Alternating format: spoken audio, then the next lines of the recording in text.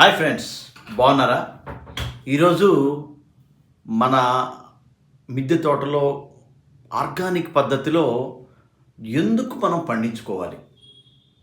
కూరగాయలను కానీ లేదా ఆకుకూరలు కానీ పండ్లను కానీ ఎందుకు పండించాలి? అసలు ఈ విషయంలో చాలా విషయాలు మీతో పంచుకోవాలని ఉంది. అలాగే ఆ విధంగా పండించే ఈ కూరగాయల్ని, ఆహార పదార్థాలని ఎందుకు మనం స్వీకరించాలి?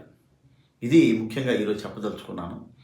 నేను యాక్చువల్గా ఒక హెడ్ మాస్టర్గా పాఠశాలలో కూడా ఈ విధంగా పండించాను. సుమారుగా 10-15 సంవత్సరాల నుంచి ఈ వ్యవసాయాన్ని అలా చేస్తూ మిద్దె తోటల్లో ఇప్పుడు రిటైర్ అయిన తర్వాత పెంచుకోవడం జరుగుతుంది.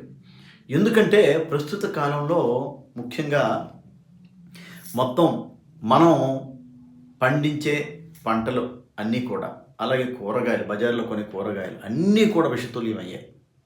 ఎందుకంటే ముఖ్యంగా అమృత భూమిగా ఉండే ఈ నేల అనేది ఇప్పుడు మృత నేలగా మారిందని మనం చెప్పొచ్చు.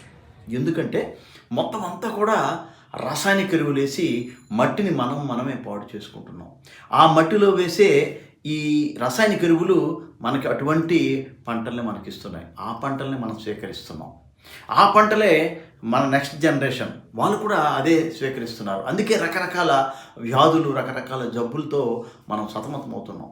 ఈరోజు 40 దాటితే బీపీ, 40 దాటితే షుగర్, రకరకాల వ్యాధులు వ్యాపించి యువతరం అలాగే మనం అందరం కూడా సతమతమవుతున్నాం.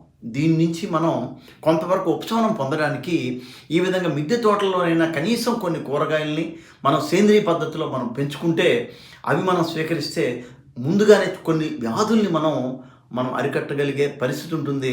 దాని నుంచి తట్టుకోగలిగే పరిస్థితి ఉంటుంది. ఆ విధంగా చేయాలని ఒక మంచి ఉద్దేశంతోనే నేను యాక్చువల్గా ఈ టాక్ అనేది ఇస్తున్నాను.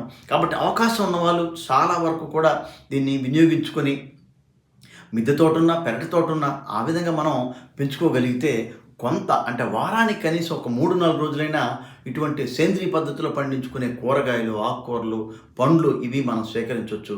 ఆ ఉద్దేశం చేస్తున్నాను. మరొక వీడియోలో మరొక మంచి విషయంతో మీతో మాట్లాడతాను. ఈ వీడియో కనుక నచ్చితే లైక్ చేయండి, షేర్ చేయండి, సబ్స్క్రైబ్ చేయండి. మీ కామెంట్స్ తెలియజేయండి. అలా అయితే మరికొన్ని నేను వీడియోస్ ఈ విధంగా చేయడానికి అవకాశం ఉంటుంది. కాబట్టి మీ కామెంట్స్ మాత్రం తెలియజేయండి. Thank you friends.